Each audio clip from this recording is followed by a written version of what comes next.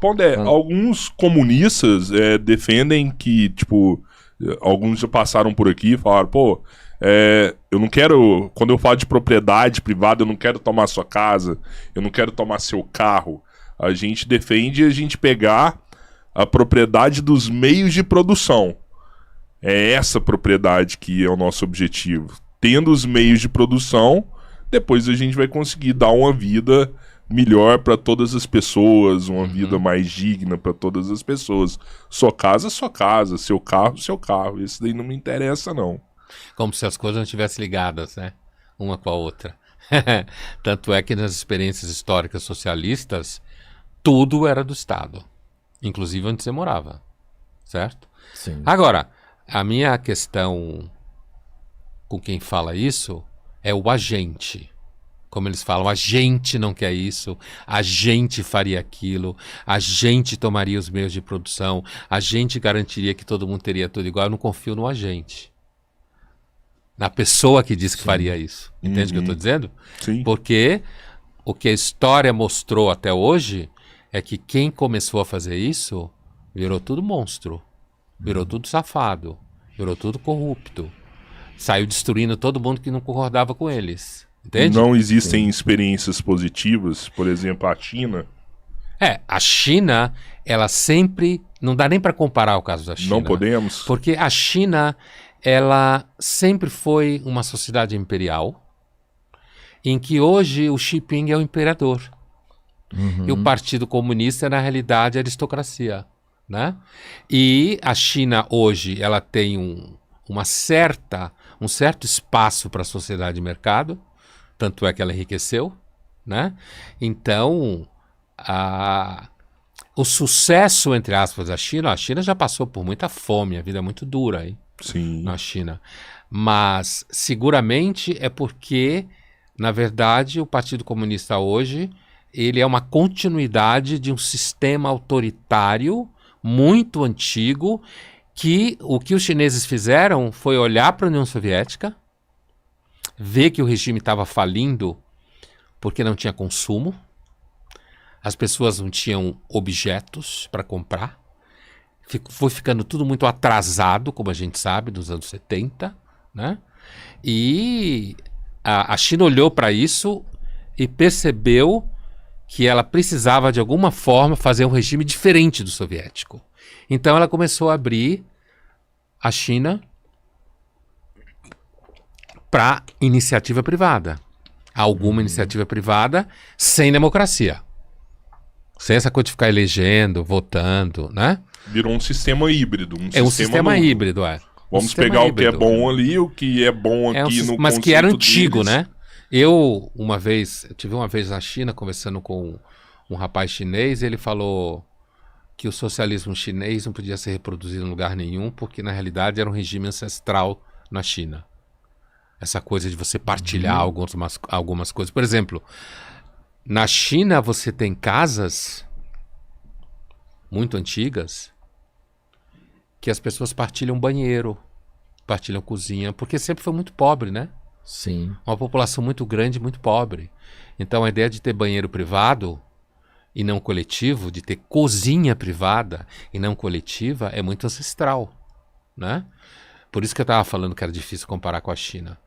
Agora, Cultura de milenar de lá é que propiciou eles conseguirem chegar onde eles estão. Muito provavelmente. E associado à inteligência dos líderes chineses de ver que não podiam reproduzir o sistema fechado de economia planejada, como se falava na União Soviética. Economia planificada ou planejada, que a economia tinha que estar de alguma forma aberta para a iniciativa das pessoas. Sim. Né? E aí tem dado certo. A China, como a gente sabe, nesse sentido.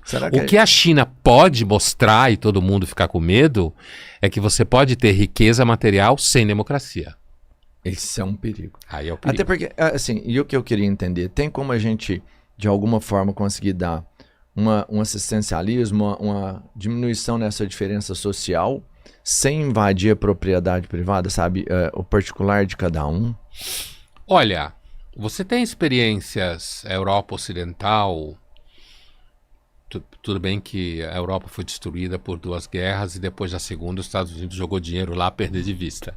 E foi isso que salvou a Europa. Mas ele fez isso não porque os americanos são melhores do que os outros seres humanos, mas porque eles queriam barrar o avanço soviético, né? Então, eles precisavam distribuir melhor a renda de alguma forma, criar o estado de bem-estar social, né? Sim. Precisavam fazer isso para que a população ficasse mais calma, como eu dizia, indo trabalhar, ter o seu rádio, depois a televisão, os filhos poderem ir para a escola, certo? Ocupando essa galera de alguma forma, né? Vamos Pra que deixar não- eles não ocupados para comece- eles não se revoltarem. Porque senão eles iam querer que a União Soviética viesse, porque a União Soviética prometia isso, Entendi. né? E naquela época, a União Soviética já estava falindo, mas ninguém sabia. Se na Guerra Fria ali. Isso é o começo da Guerra Fria. Aham. Exatamente. Então, o fato é que você tem Inglaterra, Alemanha, França, que usufruíram bastante disso e criaram um estado de bem-estar social diferentes, mas razoavelmente sólido, custa muito caro, imposto é muito caro, então você tem uma vasta classe média, você tem muito menos miséria. Hoje em dia tem um pouco, mas não tem como em países como o Brasil tem. Você tem uma elite milionária menor de tamanho, mas muito rica. E agora você tem, por exemplo, a Escandinávia, né? Suécia, Dinamarca, Noruega, Islândia. Finlândia não é Escandinávia, mas geograficamente está ali, é tudo muito parecido. São países que têm estado de bem-estar social muito sólido, imposto altíssimo, né? Como os países bálticos, Estônia, Lituânia e Letônia, que eram parte da União Soviética nos anos 90, ficaram independentes. E nesses lugares você tem muito pouca gente rica pra cacete, e muitas dessas pessoas ricas pra cacete já são há 100, 200 anos, a família. Sim, certo? Sim. E eles pagam muito imposto para ter uma vasta classe média feliz. Uma qualidade de vida, né? Então, Porque aí é aquilo, né? Se a qualidade de vida está andando, Uhum. então as pessoas tendem a ficar ocupadas, planejando viagem, né? Comprando hoje em dia celular, decorando a casa, e fica ocupado. Então, a classe média é um vetor principal de equalizar essa situação? Porque, por exemplo, aqui no Brasil eu tenho visto falar que a classe média aqui é quase um problema. Palavras até do nosso próprio presidente. Falar que a Do classe, Lula? que a classe média, que Que o o cara Lula vira fala, não classe dá pra levar média, a já sério. não quer mais votar na gente, que começa a pensar isso é um problema. Não dá para levar a sério o que o Lula fala, né? E se a gente comparar pro Lula 1, 2 e 3, é cada vez pior, né? Recentemente alguém falou que quando o Lula fala, o mundo inteiro presta atenção e cala fundo no coração. Palhaçada. O Brasil, infelizmente, geopoliticamente, não tem relevância nenhuma. Zero. Apesar de participar do baile, né? Ele tá Da na festa, dança, né? Ele tá na festa. Isso mesmo, ele tá na festa. Agora, a classe média, uma classe média vasta, ampla, sólida, normalmente é signo de sociedade com menos desigualdade, sociedade um pouco mais calma, digamos assim, né? Com menos violência social. E então, dá para dizer que sim, a classe média é normalmente o signo de que aquela sociedade X, é o caso da Europa, que eu estava descrevendo, Europa Ocidental. É o caso dos Estados Unidos, não com o estado de bem-estar social, mas é uma riqueza bestial. Né? Sim. Um modo... Veja, você não vê americano tentando entrar em nenhum país da América Latina ilegalmente. Só vê o contrário. Apesar de um monte de gente ficar falando mal dos Estados Unidos, né? Agora, esse fato específico aqui, que é muito comum, muita gente, inclusive intelectuais, falarem mal da classe média, é porque muitas vezes a classe média não vota neles, certo? E aí começa a se falar mal da classe média, sempre numa lógica de tentar jogar a população pobre contra a classe média. Porque os ricos sempre estão bem de vida. Tanto que você tem muita gente rica no Brasil que financia a gente da esquerda. Não vou citar nenhum nome aqui, mas Financia dos financia. dois lados, né? O rico ele financia, é o que você falou. O rico ele nunca tá com um problema. Não, ele está acima. Ele tá acima. Tanto é que, ao contrário do que o Marx falou, são os muito ricos que são cosmopolitas. Passaporte europeu, fácil, dinheiro, viagem, dinheiro aqui, dinheiro acolá, patrimônio aqui, patrimônio acolá. Dupla cidadania. Falam línguas. Os filhos aprendem a falar línguas estrangeiras, né? E, então, portanto, como eu estava dizendo, aqui no Brasil você tem toda uma gama de grupos muito milionários que financiam pesadamente a esquerda na cultura, na arte. Todo mundo que conhece o ramo sabe disso. Sim. Então, assim, a ideia de que existe um conflito entre o PT e os muito ricos não é exatamente verdade, tanto que o PT está no poder há muito tempo e muita gente ficou mais rica do que era durante o governo petista. O ódio mesmo à classe média é porque a classe média, ela normalmente vota pensando em que regime ou que candidato ou candidatos podem fazer com que a vida dele ou dela seja menos ruim. Que ele consiga... Porque a classe média, coitada, ainda mais no Brasil, que é frágil, hoje a classe média amanhã pode não ser, né? Sim. Né? Principalmente quando tem inflação, quando tudo fica caro, né? Então, quando aumenta o imposto, cai em cima dela, por exemplo, né? Então, assim, normalmente quando se fala taxar ricos no Brasil, é taxar classe média alta. Exato. Não é aqueles que estão lá no topo do mundo. Então... E como há algum tempo tem surgido, digamos assim, uma dissociação entre PT ou esquerda em geral e a classe média tem se demonstrado um pouco irracível aos governos do PT ou investindo em outros candidatos mais abertamente, inclusive com o uso das redes sociais, então fica essa história de dizer, não é só o Lula, você tem intelectuais de esquerda que falam isso, que odeia a classe média, que a classe média não serve para nada, né? E, na realidade, o Lula é um líder populista, né? Sim. Líder populista. Já foi, né? Acho que hoje nem isso mais. Não, tá em fim de carreira, mas, tá em fim de carreira, né? Mas a gente não sabe o que vai acontecer ano que vem. Dá pra saber. Muito medo. Você já pensou... Até porque... Eu vi você falando sobre uma liberdade líquida, sobre vamos falar, regulamentação das redes sociais, por exemplo. Se segue como tá, eu acho que ele cria força, porque, de verdade, eu acredito que quando a gente vê uma regulamentação de redes sociais, é o que você falou, quem vai regulamentar isso? O que é que pode ser falado? Quem escolhe o que eu posso falar ou não? Isso é bem isso delicado. Isso é um medo enorme que eu tenho. Eu também tenho. Eu também desconfio. Né? De que é claro que você tem lixo nas redes sociais, você tem risco na internet. O que eu acho é que as formas de tentar regular a internet e as redes sociais, elas ainda são muito incipientes, porque é um fenômeno muito novo. Sim. E muito difícil, porque você tem a população se mexendo o tempo inteiro, falando o que quer, então fica difícil de você exercer o poder legítimo da violência em cima disso, né? Então, aqui no Brasil, em especial, eu desconfio muito da regulação, porque eu não acredito em quem regula. Não confio, né? A regulação, ela pode servir muito a determinados... Quando eu estou falando, eu não confio, não é nem a priori entendendo corrupção no sentido material. Aqui no Brasil, a gente pode ter uma regulação que sirva quem está no poder. É o que eu acredito. Pode ser A hoje, amanhã pode ser menos A, certo? Tanto faz. Mas quem tiver no poder e comece a querer caçar a palavra das pessoas. É claro que isso pode ser feito de uma forma legal, né? Como está legal no sentido legítimo. Sim, sim. Né? Juridicamente falando. Juridicamente. Que é o que está acontecendo, né? E o que eu chamo de censura líquida. É isso, pegando né? a expressão líquida do Bauman, censura líquida. Vem de qualquer... E não só do Estado, né? Porque o Brasil hoje é um mercado de contencioso muito rico, qualquer um pode processar. Não só o Estado. O brasileiro pegou essa cultura de eu vou processar.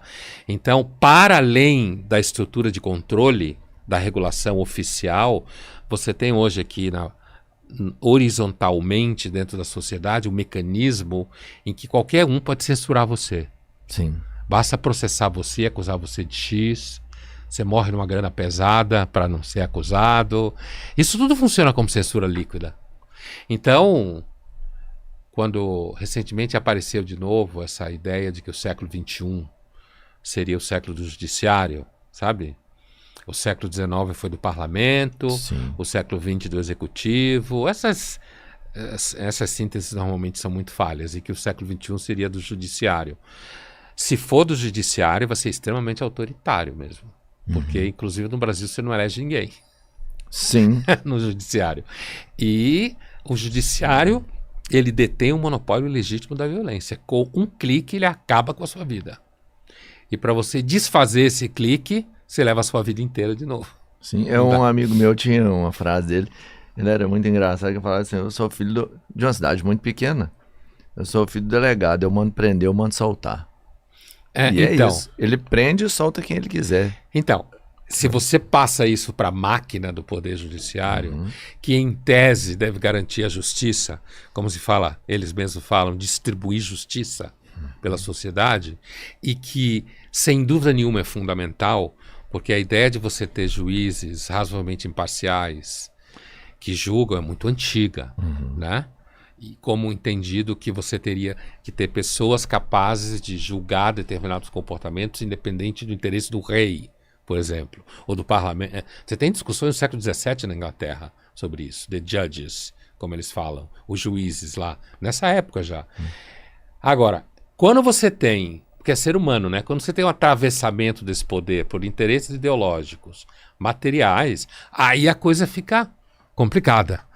Porque você tem um poder muito poderoso que, se ele não se mantém o máximo possível imparcial, ele pode, de repente, usar esse poder, eu mando prender, eu mando soltar, que nem você falou a história do teu amigo, né?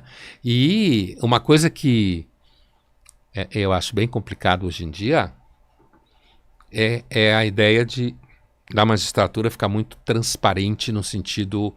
Não transparente no sentido de saber o processo legal. Transparente no sentido de aparecer nas redes sociais. Muito.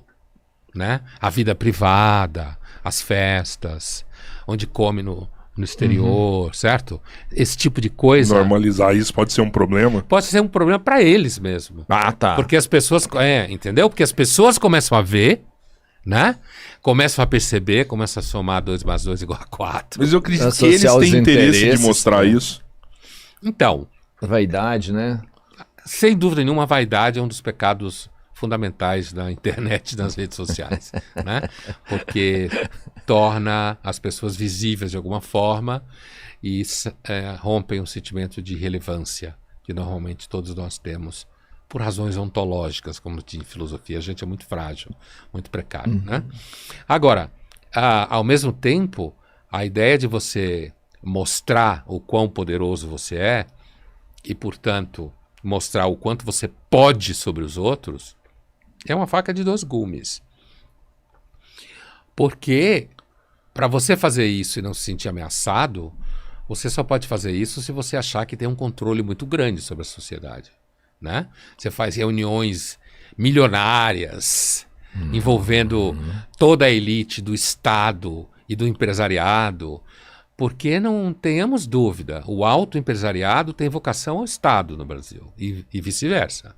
Eu digo de interagir, né? Trabalhar o povo que se dane, aí classe média, classe menos que média, tanto faz. Então, agora eu acho que há um elemento mais primário, assim, no sentido de não percebe, sabe? Não percebe, não enxerga como, para você preservar o poder, de alguma forma você tem que se preservar. E tem que se preservar porque quando você tem muito poder, você não pode ter certos privilégios e quem não tem poder nenhum. Sim. Mas eu acredito que as pessoas que têm muito poder, elas estão preservadas e nós desconhecemos elas. É claro que pode existir. No Estado, você pode ter o que se chamou durante muito tempo eminência parda, que era justamente a figura que não aparecia, mas mandava. Né? Você tem candidatos ao longo da história de que seriam eminências pardas. Elas existem. Na ditadura era o famoso Golbery, né? Golbery. De Couto Silva. Ele era chamado de eminência parda, porque ele estava sempre por ali, mas não aparecia Ele muito. jogava as cartas, ele E que se ditava falava as regras. isso. Se dizia que ele era a eminência parda. Aham. Justamente essa expressão. Agora, no mundo do dinheiro, aí sem dúvida nenhuma. Você tem muita gente que tem muito dinheiro, a gente não tem a mínima ideia. A mínima ideia de quem é. Né? E às vezes não é nem uma pessoa. É um grupo de pessoas. exato. Né? Um conjunto, sim. Agora, hoje no Estado, não existe nenhum candidato, até onde eu lembro aqui, que ocupe o espaço do Golbery. Tem um. Olha que tem. Ó, eu lembrei de um aqui. Que não tem. Ele é deputado federal, mas não quer concorrer para presidente, nunca quis, que é o do PSD, que foi prefeito de São Paulo. Kassab. O Kassab é uma figura que às vezes se associa Muita um gente partido pede benção muito ali, né? poderoso. Ele é muito hábil politicamente, se pede muito conselho para ele. O partido dele, como ele disse, não é nem de direita, nem de esquerda, nem de centro. Quer dizer, ou seja, não está localizado na geografia Na verdade, ideológica. são os donos de partido, né? Se você pegar hoje, você não precisa ser um deputado, você não precisa ser um prefeito, um governador. Basta você ser um dono de partido que você exerce um poder gigantesco. Para você ser um dono de partido e não ser nada disso, provavelmente você tem dinheiro. Você tem que ter dinheiro. Com certeza. Porque É porque ele devende uma influência, o dono de partido, ele é muito porque influente. o poder é sempre a mesma coisa, é você poder dispor dos outros. Isso é o poder. Poder dizer o que os outros fazem, como tem que viver, quem não pode viver, quem pode falar, quem não pode falar. Esse é o poder. É natural dele. Seja econômico, seja político, ou os dois juntos, que normalmente é assim que acontece. Né? Pondé é corajoso, hein? Eu vou te Demais. falar. Não, eu mano. nunca... Então, Eu já vi muita gente falar, por exemplo, do Kassab nos bastidores, assim, mas dificilmente tem coragem de dele é citar. pronunciado, Não, mas né? na Nós já mídia... citamos o nome dele já. Na aqui. mídia profissional, todo mundo sabe que ele é uma figura poderosa. Né? Poderosíssimo. Ele é uma figura poderosa que exerce, inclusive, um papel de fiel da balança, como se diz. Né? No sentido de que ele, como ele não é alguém, aparentemente, que tem a intenção vaidosa de virar presidente da República, não tem a intenção vaidosa de ficar aparecendo em tudo quanto é lugar, o que demonstra inteligência da parte dele política, né? Se torna um pouco menos evidente nesse sentido. E ele é um fiel da balança porque ele está aqui, ele está ali, ele conversa com A, ele conversa com menos A, entende? Ele consegue estabelecer um funcionamento em que ele está, mas ao mesmo tempo ele não está imediatamente dentro daquilo que aparece, que faz barulho. Isso é exemplo de altíssima inteligência política. ele é o braço Ele é que muito segura o inteligente. pêndulo. Ele nunca tá no balanço, né? Exatamente, por aí. Às vezes eu sustentável. defendo essa questão de regulação das redes sociais por uma questão de soberania nacional, sabe? Eu acho que nunca foi tão importante a gente pensar em soberania nacional. Hoje Não, a gente soberania vê sim, hoje mas regularidade, vários países influenciando, assim, nossas políticas, influenciando nosso judiciário e acabam usando as redes sociais para fazer isso também. Olha, eu acho que o principal risco à soberania nacional hoje é o narcotráfico, muito mais do que as redes sociais. O crime organizado, que já tomou conta de vários setores da sociedade, tanto que recentemente, acho que na Folha mesmo, tinha uma manchete, semana passada, tinha uma matéria sobre, a chamada era mais ou menos assim: Faria Lima já avalia risco PCC nos investimentos. Olha aí, você acha. Faria Lima já avalia risco PCC nos investimentos. O que significa isso? Faria Lima é sinônimo de mercado financeiro no Brasil. Né? Então, assim, significa que quem mexe com o mercado financeiro, certo? Os profissionais, não necessariamente só quem aplica, né? Mas aqueles que trabalham com isso e avaliam riscos, porque eles lidam com risco, né? Exato. Eles já sabem que tem que levar em conta o risco de você não acabar investindo em alguma marca que na realidade esteja ali cobrindo o investimento do crime. Ligado ao Certo? crime. Seja uma lavagem de dinheiro. É, alguma coisa assim, é.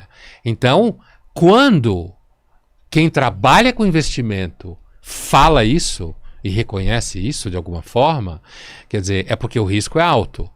Então, você tem regiões do país e da cidade que o Estado não entra.